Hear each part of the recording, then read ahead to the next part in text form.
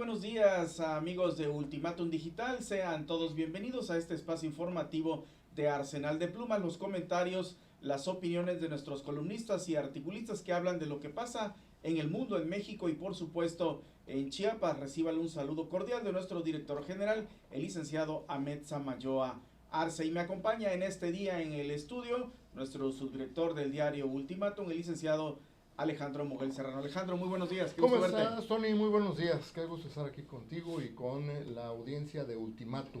Así es, pues comenzamos, Alejandro. Hoy por lo menos 3 columnas de nosotros y en todos lados está la información relevante sobre las afectaciones que están dejando las lluvias, estas precipitaciones pluviales atípicas, extraordinarias que se han presentado, por desgracia, con saldos lamentables. Se hablan de por lo menos más de 20 muertos, la última información oficial del gobierno del estado. Las autoridades competentes están sobre esta situación. Y en este momento estamos presentando imágenes desastrosas, Alejandro, auditorio, sobre todo en la zona de los Altos. De acuerdo a las estadísticas y a la información oficial, estamos hablando que más de la mitad de los municipios de Chiapas están severamente afectados, con un enfoque particular en la zona de los Altos y la zona norte del estado de Chiapas. De manera espectacular veíamos este fin de semana como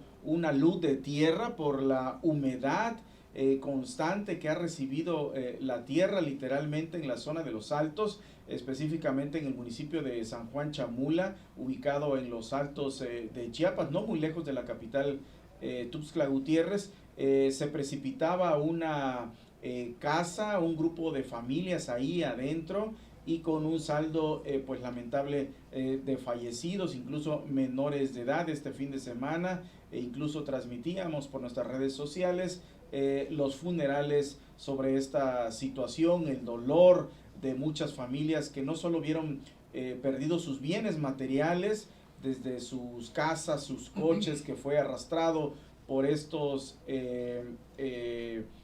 pues las afectaciones en los cerros, Alejandro, y sobre todo las víctimas. El Ejecutivo del Estado ha estado atento a esta situación, pero es afectaciones que no habíamos visto, que solo se pudiera comparar con algunos terremotos que hemos tenido a lo largo de la historia de Chiapas, Alejandro. Cierto, efectivamente no son usuales este tipo de fenómenos que pudiesen coincidir. Coincidieron dos ahorita, ¿verdad?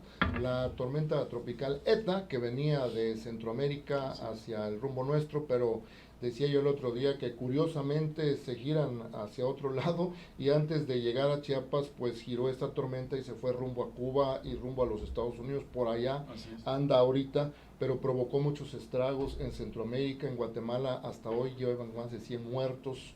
En Chiapas tú ya mencionabas las cifras por la enorme cantidad de lluvia que cae en poco tiempo, y eso causa acumulación de mucha agua, provoca inundaciones, encharcamientos, deslaves, derrumbes en carreteras, derrumbes de cerros que afectan a las casas, como ocurrió este dato que ya dabas en San Juan Chamula, y que desafortunadamente fallecieron allí varias personas, y también en otros lados del estado de Chiapas, ¿verdad? Entonces, pero son circunstancias ya de la temporada. No olvidemos que la temporada de huracanes termina el 15 de este mes para el lado del Pacífico y el 30 de este mes para el lado del Atlántico. Entonces creo que huracanes ya no vamos a tener, pero los frentes fríos sí están afectando, y ahora lo único que nos queda por recomendar es que la gente esté muy atenta a los avisos de Protección Civil, a los avisos de las instituciones del gobierno del estado, en donde previenen todo tipo de desastres de esta naturaleza, porque afortunadamente los medios tecnológicos, la modernidad ya nos permiten advertir, o bueno, le permite a las autoridades advertir qué fenómeno viene, con qué intensidad viene, y allí pues es fácil salirse de lugares riesgosos, irse a lugares más seguros, a donde las autoridades aconsejen, pues para tratar de salvar la vida, Tony, porque ya los Así bienes es. materiales a veces no los podemos evitar, son inevitables porque pues las lluvias no las podemos detener, ahí vienen los huracanes, hay que hacerse a un lado, ellos van a pasar por donde ya tienen destinada, la naturaleza los ha destinado pasar, y entonces los que debemos actuar para salvar nuestras vidas somos nosotros, y las autoridades son las responsables de estar advirtiendo, ¿no? Lanzando mensajes de prevención, ayudando a la gente a salirse de los lugares riesgosos, y a ellos hay que hacerles caso. Así es, y justamente sobre las advertencias de parte de las autoridades de este gobierno, luego de refrendar su respaldo, esto lo traemos como la nota principal que usted puede consultar en nuestro diario Ultimátum.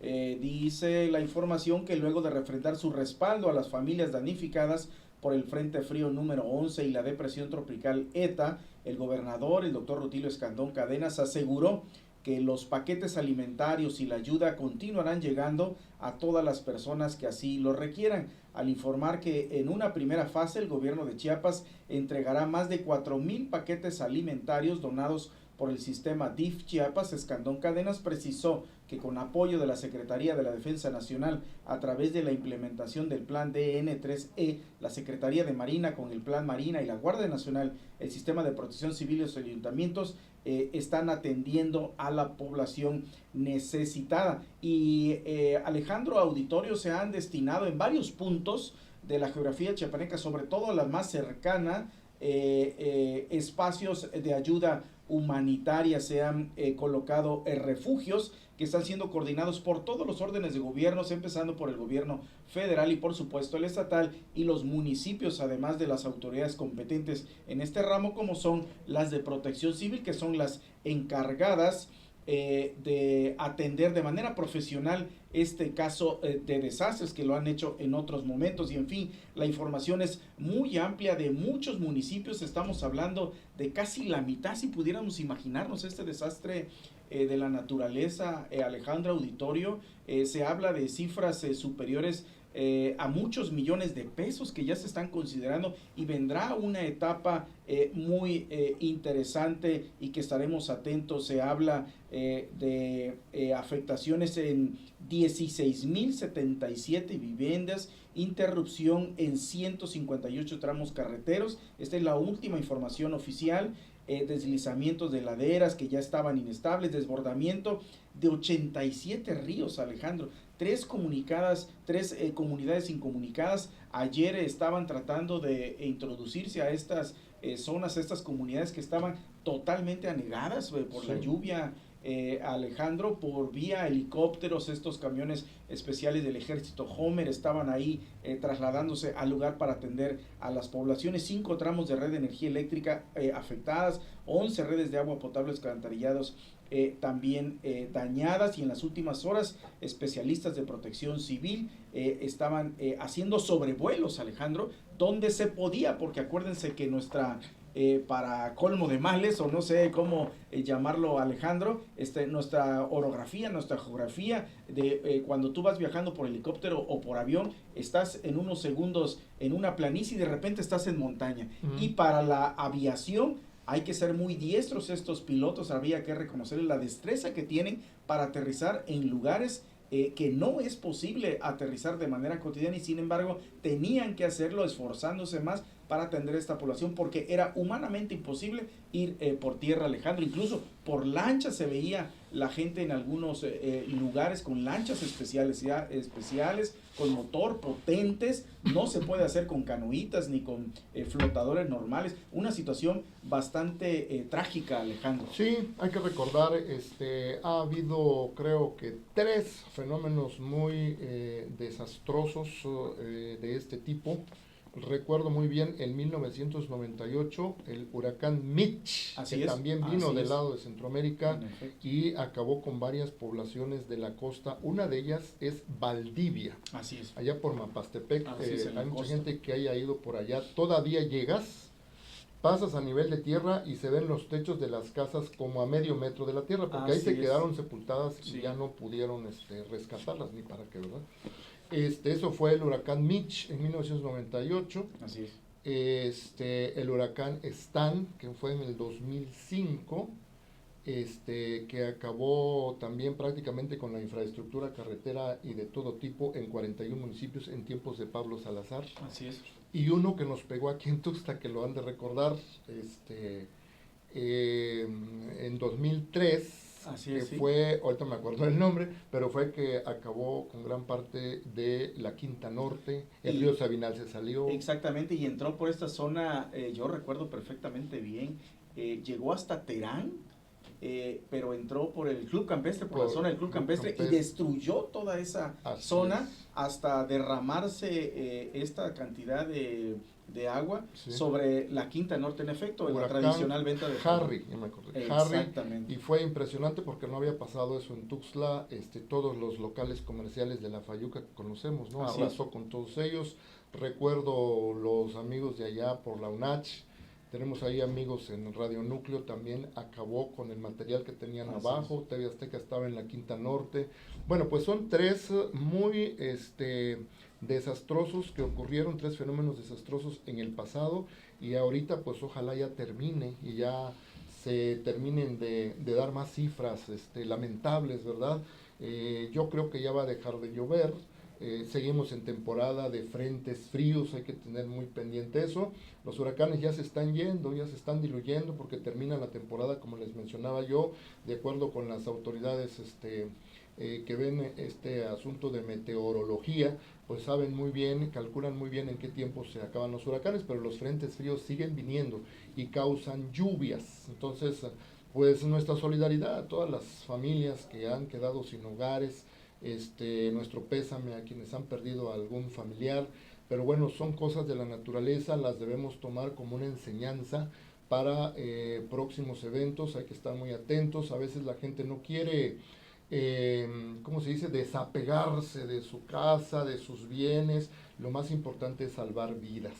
Las cosas materiales luego se recuperan. Así es, y justamente la última información oficial, lamentablemente se contabilizan 22 personas fallecidas, 4 en el municipio de El Bosque, 4 en La Grandeza, 10 en Chamula, 2 en Pantepec, 1 en Mitontic y otra en Ouchuc. Ayer nos enterábamos de parte de algunas autoridades de protección civil que estaban en la búsqueda de algunas personas desaparecidas, y esperamos que las recuperen y no tengamos que reportar pues el aumento de personas fallecidas por estos problemas de la naturaleza. En fin, la lista es muy amplia de los municipios afectados, pero centralmente, como dice la información institucional, está centrada específicamente más en los Altos de Chiapas, en el norte. Y justamente entrando de lleno con Arsenal de Plumas, con los comentarios de las columnas del día de hoy, por lo menos 3, empezando por la tuya, mi querido subdirector, comentas sobre estas afectaciones, ya las consecuencias que estamos viendo, y señalas un punto importante que yo creo que todos debemos conocer, la tensión del gobierno federal y estatal que antes surgía a partir de los fondos de desastres llamados Fonden, hoy no existe porque desaparecieron. Recordarán, hace un par de días apenas, el Congreso de la Unión, tanto el Senado de la República como la Cámara de Diputados, desaparecieron estos centenares de fideicomisos. Entre ellos estaba la ayuda humanitaria del Fonden, y hoy se sospecha, también coincidimos un poco en mi columna del día de hoy, ¿qué va a pasar también? Vuelven estos vivales, coyotes y autoridades incluso institucionales, no diremos cuáles, pero que van a estar implicadas en el gasto público millonario para la siguiente etapa, que hoy día se va a llamar reconstrucción de las zonas afectadas, Alejandro. Claro, sí, fueron 109 fideicomisos que desaparecieron. Hay que dejarlo bien en claro, son recursos del gobierno federal. Así es. Esos recursos estaban etiquetados, disponibles para cualquier emergencia de esta naturaleza. Cuando había este tipo de cosas, pues el gobierno del estado inmediatamente contabilizaba los daños, hacía un censo, se elaboraban los documentos necesarios. Pasaba por el Congreso del Estado, ¿no? Tenían que mandarlo a la Secretaría de Gobernación. La Secretaría de Gobernación pues evaluaba también los documentos, certificaba que eso fuera cierto, calculaban el dinero, inmediatamente se activaba y mandaban el dinero a los estados, ¿no? A través de ese fondo, pero ya no existe. Entonces, ¿qué es lo que abordo yo en la columna? Es de que ahorita los gobiernos de los estados se quedan sin esos instrumentos, sin esos mecanismos para obtener dinero. Aquí el gobierno del estado, ya lo dijiste muy bien, activó un plan de ayuda humanitaria, de ayuda alimentaria, de entrega de cobertores y todo lo demás que pueda ayudar momentáneamente a la gente a salir de esta aflicción. Están sacando dinero no sé de dónde también, porque es una situación que los gobiernos de los estados pues se encuentran entre la espada y la pared, tienen que ayudar a la gente, ya no tienen el mecanismo federal, entonces tienen que hacerlo con recursos del estado, ¿verdad? El gobierno del estado está reaccionando muy bien, está apoyando a la gente necesitada. El problema va a ser la reconstrucción, la reconstrucción de los puentes, la reconstrucción de las carreteras, ayudar a la gente para que reconstruya su casa, sus viviendas afectadas. Ese dinero es el que escuelas afectadas. Escuelas, ¿no? Incluso hospitales no nos han dicho, ojalá y no hayan resultado hospitales afectados, pero todo ese dinero tendrá que venir de otra manera. Ayer el presidente López Obrador anunció que sí va a seguir llegando ayuda a estos lugares que son concretamente, fíjate, Tabasco, Chiapas y creo que Yucatán, ¿no? Así es. Yucatán. Por ahí decían que Veracruz, pero creo que no fue tanto como estos 3 estados. Entonces, pues ya estaremos viendo en los próximos días qué mecanismos utiliza el gobierno federal para mandar dinero. Lo importante es que haya ayuda. Si ya no existen los fideicomisos, si de verdad eran inoperantes, si de verdad eran fuente de corrupción, bueno, pues que se termine con eso, pero que la ayuda llegue. La gente lo está necesitando. Los caminos son necesarios, las escuelas son necesarias, las viviendas de la gente pobre también son necesarias rehabilitarlas de parte de los gobiernos federal, estatal y municipal, y ojalá que conjunten esfuerzos y esta situación de aflicción de muchos connacionales nuestros pues se solucione pronto.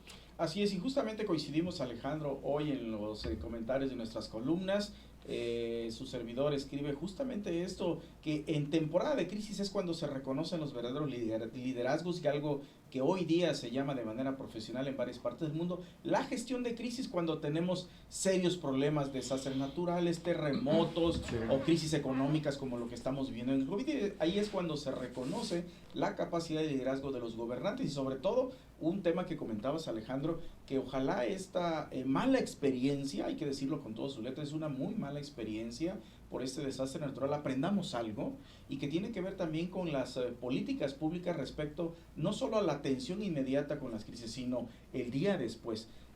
La inversión de los recursos que de manera evidente serán millonarios. Construir 100 metros de calle cuesta alrededor, me dicen algunos expertos, como 3-4 millones de pesos solamente, sí, una calle, y de manera básica, aparte si tiene un sistema hidráulico, si tiene un tipo de concreto, la empresa que lo va a hacer, etcétera. Viene eso, pero sí es importante reflexionar en eso, y me parece, en mi opinión personal que escribo, que esta gestión de crisis de parte del Ejecutivo del Estado está siendo bien atendida, va a recurrir a lo que tenga a su alcance, tampoco va a sacar dinero donde no haya, pero está haciendo lo que está en sus manos, acciones extraordinarias a una situación extraordinaria. Ya veremos en los siguientes días, como termino escribiendo, estar pendiente en esta etapa de reconstrucción para que no vuelvan a aparecer toda esta gente que siempre saca el provecho del dolor ajeno, y que aprendan los candidatos que quieren ser gobernantes en sus municipios, los diputados federales, cómo estar preparados. No todos estamos preparados por una situación de crisis, pero saber reaccionar favorablemente para la ciudadanía. Y sobre el asunto del dinero que tú decías, nada más un dato que lo recuerdo muy bien, cuando el huracán Stan, que fue en 2005, Pablo Salazar era gobernador de Chiapas, Vicente Fox era presidente de la República, ya habían contabilizado 11,000 millones de pesos para ayudar a reconstruir todo lo dañado en 41 municipios que habían sido afectados. O sea, era casi el 40%, no eran 122 municipios en aquel entonces, pero casi el 40% del estado, ¿no?, que se había afectado. Pero luego vino Wilma, un huracán que atacó a Cancún, y bueno, pues allá también hubo el problema que hasta las playas se llevó el agua, ¿no? Todo, entonces, hoteles afectados. Y tenían que reconstruir también allá el gobierno federal tenía que ayudar, porque también si cerraban esa fuente de ingresos para México iba a ser desastroso para la economía de esas regiones. Entonces le quitaron dinero a Chiapas y se lo llevaron para allá. Creo que se quedó como en 6,000 o 5,000 millones la ayuda que quedaron a Chiapas, pero fíjate el número de dinero, la cantidad, el monto, es mucho dinero lo que se necesita. Entonces, pues ahorita ojalá el gobierno federal busque la forma de sacar dinero de donde tengan, porque pues hay prioridades, ¿no? Y ahorita la prioridad es la gente. Así es, eso no tendría por qué ser el debate de dónde sacan dinero, obviamente que se haga de manera transparente, justificada, eso ya estaremos pendientes. Y me parece muy interesante el enfoque que nos comenta nuestro compañero comentarista, columnista de nuestro diario, Amado Ríos Valdés, que recordemos que él es un especialista en materia ambiental, me parece que es biólogo de profesión, pero tiene vastos conocimientos, experiencia en la administración pública, incluso sobre el tema ambiental. Y hace una diferencia, me parece muy interesante, Alejandro, el público, esta diferencia entre fenómenos naturales y desastres humanos. Coincido totalmente con Amado, porque también llama a la reflexión en este momento que estás viendo, en efecto.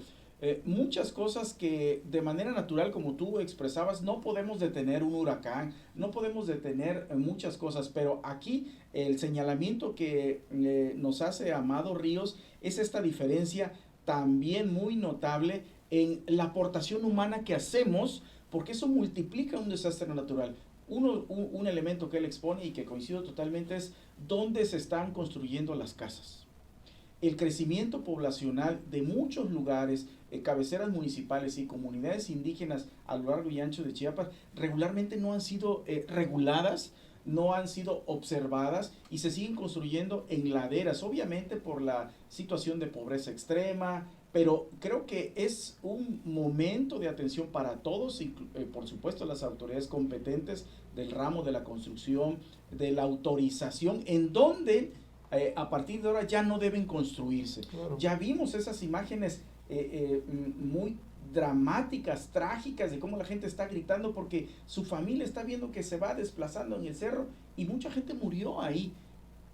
¿Qué se pudo haber evitado? Seguramente algo, pero no hubo una autoridad competente, no sé, municipal, estatal, federal, que sabiendo las condiciones geográficas de esa zona, claro, no estuvo pendiente. Y me parece que las observaciones, comenta San Cristóbal, tú conoces San Cristóbal de las Casas, conocemos San Cristóbal, claro, se sigue autorizando el crecimiento poblacional en zonas donde no debe existir estas manchas urbanas que crecen anárquicamente. Ahí tenemos muchos resultados. La diferencia de entre los desastres naturales, que no podemos hacer nada, pero en que cosas como seres humanos, como sociedad, también podemos hacer algo, Alejandro. Claro, y fíjate que ahí tienen que ver mucho las autoridades municipales. Todo lo que se hace en materia de construcción de viviendas, de edificios, de negocios, todo tipo de construcciones lo autoriza el cabildo. Tiene que pasar por ahí. Cuando tú vas a construir, mandas un permiso y tú les explicas qué vas a construir, dónde lo vas a construir y para qué lo vas a construir. Entonces la autoridad tiene gente especialista en esos temas, ¿no? Antes se llamaba Secretaría de Desarrollo Urbano o Secretaría de Planeación o como se le llame. Hay una secretaría que se encarga de eso, que van a verificar los lugares en donde tú pretendes construir y si vas a hacer un fraccionamiento, desde luego te lo autorizan y lo que me sorprende es que pasa por cabildo. Ni siquiera solo el presidente municipal lo autoriza, es el cabildo completo. Hay regidores de todos los partidos políticos, o de casi todos en algunos casos, y son los que levantan la mano en mayoría para aprobar ese tipo de construcciones. Yo creo que efectivamente también hay que reconocerlo. Lo que estamos padeciendo ahorita es lo que se hizo en el pasado. Así es. Pero lo que se haga de ahora en adelante, en ese sentido, deberían ponerle mucha atención, ser muy estrictos en el reglamento de construcción para evitar esas cosas que tú dices. Así es, y como especialista, nuestro compañero Amado Ríos menciona los hechos históricos de San Cristóbal de las Casas, de esta etapa después de la conquista, cómo fue construyendo las casas. Lea con calma y también cita los ejemplos de Villahermosa, Tabasco, la ciudad cómo fue creciendo. Ya todos sabían que iba creciendo de manera anárquica, vino el boom petrolero, creció más y nadie hizo nada, y ha venido maquillajes, así como el bacheo, que nada más lo maquillas un poco. Lo mismo pasó en Villahermosa. Por supuesto que son temas de gente que debe debatir sobre estos asuntos y cómo se puede mejorar. Como bien decías, Alejandro, yo creo que nos quedamos con esta reflexión el día de hoy para la posteridad, saber qué hacer a partir de muchas cosas que hoy pasaron, porque no nos podemos quedar simplemente con la experiencia trágica, lamentable, pero sino lo que tenemos que hacer, y sobre todo las autoridades competentes, para prevenir, porque sí es posible todavía prevenir el próximo año, de aquí a 2 años, con esta mala experiencia que vivimos, y saber dónde invertir los recursos públicos, hacer buenas carreteras, porque no es posible que se hayan caído algunas carreteras que fueron anunciadas con bombo y platillo. Por ahí ejemplo, hay, la de Ocosocuautla, la de Chiapas. Ocosocuautla, Chiapas, que vendida como si fueran las mejores carreteras del mundo, y hoy día vemos que la lluvia no soportó y se esa hundió, obra pública. Se hundió. Sí. Ahí fue un detalle de mecánica de suelo, supongo, que los ingenieros han de saber mucho de eso, ¿no? Si no hay sustentabilidad del suelo, ¿no? Si no hay un suelo sustento, duro, macizo, pues no deberían construir, menos esas carreteras donde pasan trailers de mucha carga, ¿no? Así es, y nos vamos con el último comentario que hoy escribe nuestro compañero Juan Carlos Calimayor Franco sobre la derrota del populismo, refiriéndose evidentemente a la derrota del magnate Donald Trump, que triunfó de acuerdo ya a las últimas tendencias, que difícilmente va a ser reversible, de Joe Biden, el representante del Partido Demócrata, y un caso particular que lo aterriza a suelo chiapaneco. Y nos quedan 2 minutos y nos vamos con esta reflexión para que lo lea el presidente de México, Andrés Manuel López Obrador. En la hora recibe muchas críticas porque no manda saludos de felicitación a Joe Biden, y ya lo hicieron varios presidentes importantes del mundo. Vi la declaración del presidente de Canadá, incluso el representante de Naciones Unidas, lo hizo también el Reino Unido, etcétera. El mismo Nicolás Maduro. El mismo Nicolás Maduro. Un antiimperialista recalcitrante. Y ya mandó felicitaciones. Y es lo que aborda hoy a Juan Carlos Calimayor, que todavía no hay saludos del presidente de México hacia el triunfador en las elecciones de Estados Unidos. Y con eso nos vamos, Alejandro. Claro que sí, muchas gracias. Buenos días, buenas tardes. Nos vemos a la 1 de la tarde con una entrevista muy interesante sobre Internet, sobre lo que pasa en el mundo de las nuevas tecnologías de información y comunicación. A la 1 de la tarde, no se lo pierda. Buenas tardes, gracias. Hasta luego.